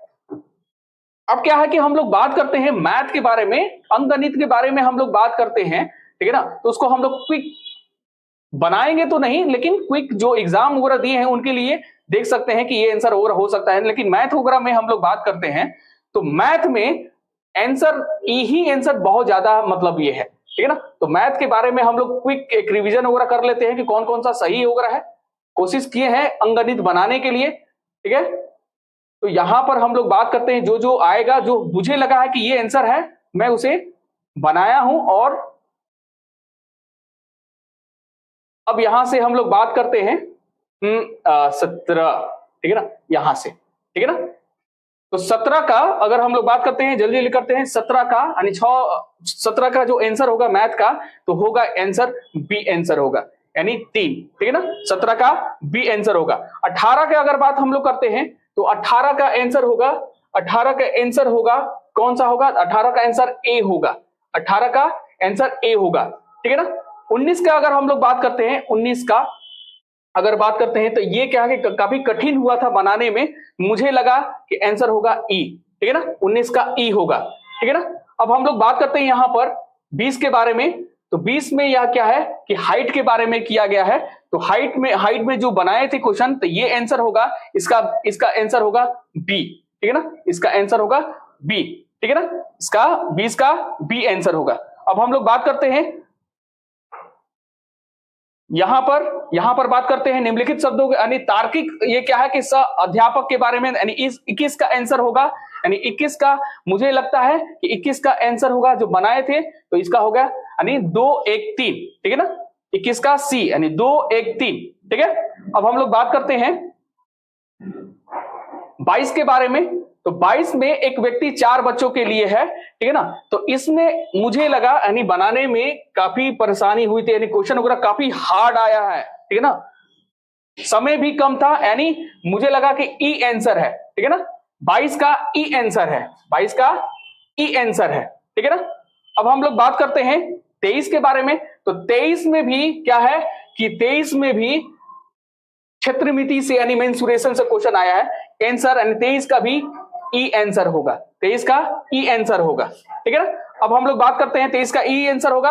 अब हम लोग बात करते हैं 24 के बारे में, तो 24 में क्या है कि यहां पर नीचे दी गई श्रृंखला के गलत चुनना है, यानी आंसर होगा इसमें, यानी आंसर होगा यहां पर नीचे, यानी कौन सा होगा, यानी 8 होगा, यानी क्या है कि ए आंसर, 24 का ए आंसर होगा, ठीक है ना। इसमें गलत यानी सीरीज के बारे में दिया गया है, ठीक है ना, यानी 24 का ए आंसर डी होगा, 24 का ए आंसर होगा 8, ठीक है ना। 25 के बारे में हम लोग बात कर रहे हैं, तालिका गलत संख्या, इसमें भी सीरीज के बारे में बात हो रहा है, तो इसमें आंसर होगा 25 का, यानी आंसर होगा क्या होगा, ए होगा, यानी 100, ठीक है ना। इसमें आंसर होगा क्या होगा, 100 होगा, ठीक है ना, यानी 25 का ए आंसर 100, ठीक है। अब हम लोग बात करते हैं यहां पर, ये भी काफी मुश्किल वगैरह हुआ था, क्षेत्रमिति से दिया गया था, यानी 26 का अगर हम लोग बात करते हैं तो आंसर होगा इसका, आंसर होगा ई, ठीक है ना, 26 का ई आंसर होगा, 26 का ई आंसर होगा, ठीक है। अब हम लोग बात करते हैं क्या है कि मदन के भाई के बारे में, ठीक है ना, तो इसमें भी काफी कंफ्यूजन हुआ मुझे, ठीक है ना, तो याद रखिएगा इसका भी ई आंसर होगा, 27 का भी ई आंसर होगा, 27 का ई आंसर होगा, ठीक है।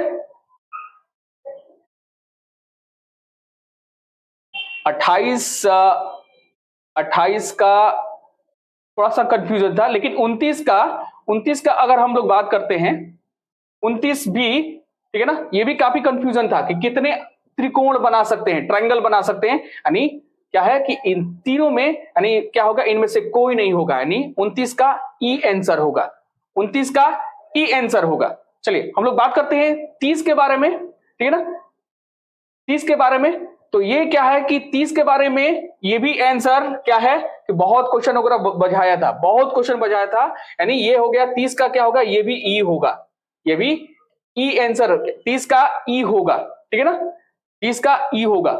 अब यहां पर बात करते हैं, यानी नीचे दिए गए श्रृंखला के बारे में, सीरीज के बारे में बहुत ज्यादा क्वेश्चन वगैरह पूछा गया है, ठीक है ना, तो इसमें क्या है कि इसमें अगर हम लोग बात करते हैं, ठीक है ना, तो गलत चुनने के लिए, यानी इसमें क्या है कि 872, ठीक है ना, 872 यानी 31 का ए, 31 का ए, ठीक है ना, 31 का ए। इसमें अगर बात करते हैं, इसमें, ठीक है ना, तो इसमें बात करते हैं, तो इसमें भी कंफ्यूजन वगैरह था, यानी कह सकते हैं, यानी ये स्टार कर सकते हैं, स्टार वगैरह कर सकते हैं, ठीक है ना, देख सकते हैं आप लोग, ठीक है ना, स्टार कर सकते हैं आप लोग, ठीक है ना, 32 का स्टार कर सकते हैं। इसमें क्या है, ये भी क्वेश्चन काफी महत्वपूर्ण था, यानी संभव परिमेय, यानी रेशनल नंबर में किया गया था, एक है ना 23 का अगर हम लोग बात करते हैं तो ये सी आंसर होगा, ये -2 है ना, 2/6 और क्या है 2/6, यानी 33 का सी आंसर होगा, ठीक है। अब हम यहां पर बात करते हैं, यानी क्वेश्चन वगैरह लॉजिकली क्वेश्चन वगैरह दिया है, यानी एक पिता के उम्र, यानी एज है ना, एज के बारे में क्वेश्चन पूछा गया है कि एक पिता की उम्र उसके पुत्र के उम्र के 5 गुनी है, लेकिन 15 वर्षों के बाद उसकी उम्र उसके पुत्र के उम्र के 2 गुना हो जाएगी, ठीक है ना, यानी आंसर होगा 34 का, यानी हो जाएगा 25 वर्ष, ठीक है ना। ये ठीक ठाक क्वेश्चन वगैरह था, ठीक है ना, ये क्वेश्चन ठीक ठाक। अब हम लोग बात करते हैं 34 का हो गया 25, यानी सी आंसर। 35 का अगर बात करते हैं, ठीक है ना, तो 35 का अगर हम लोग बात करते हैं तो आंसर इसका होगा, नींबू 1 रुपए में 2 नींबू की दर से खरीदा जाता है, तो अंगनी तो ठीक ठाक दिया हुआ है, तो बना सकते हैं, ठीक है ना, अंगनी तो बना सकते हैं, यानी 35 का आंसर होगा सी, यानी 18% के बारे में अंगणित सही है, ठीक है ना, जो तैयारी वगैरह करते हैं। लेकिन क्षेत्रमिति के बारे में काफी क्वेश्चन वगैरह यानी दे दिया, बझाने वाला क्वेश्चन दे दिया मैथ वगैरह, ठीक है ना, काफी बझाया है, ठीक है ना। अब यहां पर बात कर रहे हैं कि एक विद्यालय में प्रत्येक विद्यार्थियों या उसके हिंदी में, यानी परसेंटेज के बारे में बात किया गया, ठीक है ना। तो इसमें 36 के अगर हम लोग बात करते हैं 36 के, तो इसमें 36 का आंसर होगा, यानी ए आंसर होगा, यानी 75, ठीक है ना, 36 का ए आंसर होगा 75। तो ये थोड़ा सा मॉडरेट टाइप का दिया है, बन गया है, लेकिन क्षेत्रमिति में क्या है कि काफी क्वेश्चन वगैरह हार्ड वगैरह क्वेश्चन वगैरह दिया है, यानी लेंदी दिया है, ठीक है ना, टाइम भी कम था, ठीक है ना, टाइम भी कम था, तो बच्चे लोग क्या करेंगे, अगर नेगेटिव नहीं है तो माता रानी के नाम पर तो टिक मार ही देंगे, ठीक है ना। अब यहां पर देखिए ये थोड़ा लॉजिकली क्वेश्चन है, यानी अलजेब्रा का है, थोड़ा सा लॉजिकली क्वेश्चन दिया था, निम्नलिखित में से का मान क्या है, ठीक है ना, तो याद रखिएगा इसका आंसर होगा 37 का 1 होगा, ठीक है ना, यानी 37 का क्या होगा 1, यानी सी होगा, 37 का सी 1 आंसर, ठीक है। अब हम लोग बात करते हैं 38 के बारे में, तो 38 में यहां पर हम लोग बात करते हैं 38 का एन का वैल्यू, यानी काफी बार, यानी क्वेश्चन तो ठीक है, बहुत अच्छा क्वेश्चन है, लेकिन लेंदी दिया हुआ है, टाइम भी कमी है, यानी डी, यानी 38 का क्या होगा ई होगा, ठीक है ना, 38 का ई होगा, ठीक है, 38 का ई, ठीक है ना। अब हम लोग बात करते हैं यहां पर यानी इसके बारे में हम लोग बात करते हैं कि 39 का भी, ठीक है ना, 39 का भी आंसर ई होगा, ठीक है ना, मुझे जो लगा मैं बनाया, ठीक है ना, आंसर होगा यानी ई होगा 39 का, 39 का ई आंसर होगा, ठीक है। अब हम लोग 40 के बारे में बात करते हैं, 40 का, तो 40 में क्या है, 40 में इसका आंसर होगा, इसका आंसर होगा सी आंसर होगा, ठीक है ना, 8:6 यानी 8:6:10:9, ये ठीक ठाक क्वेश्चन वगैरह था, बनने योग था, ठीक है ना, लेंदी तो नहीं था 40 का, यानी आंसर होगा सी, ठीक है ना, 8:6:10:9 रेशियो, ठीक है ना। अब हम लोग बात करते हैं 41 के बारे में, तो 41 में क्या है कि सुरेश और शशि एक काम को इतना दिन में टाइमर वर्क के बारे में बात किया है, ठीक है ना, तो ये क्वेश्चन बनाने योग था, ठीक है ना, यानी सुरेश के और शशि के एक काम 11 दिनों में, है ना, और 17 दिनों में पूरा करते हैं, तो दोनों मिलाकर इतना रुपए में करने के लिए, ठीक है ना, तो इसका आंसर होगा 41 का, यानी सी होगा, यानी 34 और 2200, 34 और 2200 रुपया, ठीक है ना, 41 का सी आंसर होगा, ठीक है। अब हम लोग बात करते हैं 42 के बारे में, ये भी परसेंटेज, ये भी ठीक ठाक था, ठीक है ना। अब हम लोग यहां पर बात करते हैं, ए का वजन बी से वजन से 25% अधिक है और सी के वजन से 40% ये है, ठीक है ना, तो इसका कितना प्रतिशत बी के होगा, तो यानी इसका आंसर होगा 160%, ठीक है ना, कितना कितना बराबर 160, यानी 42 का बी आंसर है, ठीक है ना, सो 42 का बी आंसर है। अब हम लोग बात करते हैं 43 के बारे में, तांबा एक गोले का व्यास वगैरह, देखिए क्षेत्रमिति वगैरह है, क्षेत्रमिति वगैरह में ये भी बनाए थे, काफी लेंदी वगैरह था, लेकिन इसका 43 का आंसर जो होगा वो होगा ई आंसर, ठीक है ना, 43 का ई आंसर होगा, 43 का ई आंसर, ई आंसर होगा, ठीक है ना। यहां पर बात करते हैं, यानी ये भी क्वेश्चन घुमाया हुआ था लेकिन ठीक ठाक था, क्षेत्रमिति यानी लेंदी क्वेश्चन था, यानी दो वृत्त आंतरिक रूप में स्पर्श करते हैं, क्षेत्रफलों का यानी योग इतना था, ठीक है ना, सेंटीमीटर था और केंद्र के बीच में हो, यानी 44 का आंसर होगा वो सी होगा, 10 सेंटीमीटर और 4 सेंटीमीटर, 44 का सी, 10 सेंटीमीटर और 4 सेंटीमीटर, ठीक है ना, 44, ठीक है ना। अब हम लोग बात करते हैं ट्रेन के बारे में, एक तेज ट्रेन, ये भी ठीक ठाक था, ठीक है ना, मॉडरेट कर सकते हैं, अंकगणित तो सही था, ठीक है ना। अगर हम लोग बात करते हैं यानी 16 किलोमीटर यात्रा करने के बाद 3 घंटे के बाद ट्रेन यानी ये करने के बाद, ठीक है ना, यानी आंसर होगा यानी 45 का बी होगा, यानी 50 किलोमीटर प्रति आवर और 40 किलोमीटर प्रति आवर के, ठीक है ना, यानी 45 का बी आंसर होगा, बी आंसर होगा 50 और 40 किलोमीटर प्रति आवर से, ठीक है। अब हम लोग बात करते हैं यानी 46 से, ठीक है ना, तो यहां पर ये समीकरण दिया हुआ है यानी इक्वेशन दिया हुआ है, ठीक है ना, तो इक्वेशन में क्या है कि हम लोग सॉल्व करने के बाद काफी लेंदी ही हुआ है, 2 घंटा में तो नहीं हो सकता है, ठीक है ना, तो इसका आंसर जो होगा, जो माता रानी से क्वेश्चन वगैरह कर दिए हैं, ठीक है ना, तो आंसर होगा सी, यानी 46 का सी 1/3, ठीक है ना, 1/3 होगा 46 का सी। अब हम लोग बात करते हैं 47 के बारे में, तो ये भी ठीक ठाक था, यानी सिंपल इंटरेस्ट के बारे में, थोड़ा लेंदी था लेकिन बन गया था, ठीक है ना, तो ये क्या है कि इसमें आंसर होगा 3972 यानी बी, ठीक है ना, 3972, 3972, ठीक है ना, 47 का आंसर क्या हो जाएगा, बी हो जाएगा, ठीक है ना, 47 का बी हो जाएगा, ठीक है ना। अब हम लोग बात करते हैं, यानी एक परीक्षा में कुछ अभ्यर्थियों का परसेंटेज इतना है, यानी परसेंटेज से क्वेश्चन वगैरह पूछा गया था, यानी आंसर यहां पर हम लोग बात करते हैं, ये भी क्वेश्चन वगैरह बनने लायक है, मॉडरेट है, यानी आंसर हो जाएगा सी, यानी 380, ठीक है ना। जो भी ज्यादा हार्ड क्वेश्चन है, लेंदी क्वेश्चन दिया है, वो क्षेत्रमिति से दिया हुआ है, ये क्षेत्रमिति से दिया हुआ है, यानी 48 का सी हो जाएगा, ठीक है ना, 48 का सी हो जाएगा, ठीक है ना, हाँ 48 का सी। अब हम बात कर रहे हैं क्या है कि अगर हम लोग बात करते हैं तो ये कटअप 120 क्वेश्चन, ठीक है ना, 120 क्वेश्चन वगैरह है, 120 क्वेश्चन में जो अभ्यर्थी, जो स्टूडेंट, अगर उनका 55 से कटअप की बात करते हैं, कटअप की बात करते हैं, ये सवाल चूंकि जो दूसरी पाली में यानी सेकंड शिफ्ट में जो क्वेश्चन किया गया था वो फर्स्ट सीटिंग से क्या है कि सबसे हार्ड क्वेश्चन वगैरह पूछा गया था, ठीक है ना। अगर हम लोग कटअप की बात करते हैं तो 120 क्वेश्चन में जो स्टूडेंट 55 से उनका 60 क्वेश्चन अगर सही रहेगा, ठीक है ना, सही रहेगा, तो वो सेफ जोन में रहेंगे, ठीक है ना, ये सेफ जोन में रहेंगे। याद रखिएगा, यानी कटअप जो होगा 120 में से 55 से 60 क्वेश्चन, जिसका मैथमेटिक्स सही है तो वो कर सकता है, वो तो और ज्यादा यानी 70-80 कर सकता है। तो सेफ जोन एवरेज यानी एवरेज औसत अगर हम कटअप करते हैं तो 55 से 60, ठीक है ना। और आज का सेशन वगैरह यहीं पर समाप्त होता है, ठीक है ना। थैंक यू, जय हिंद।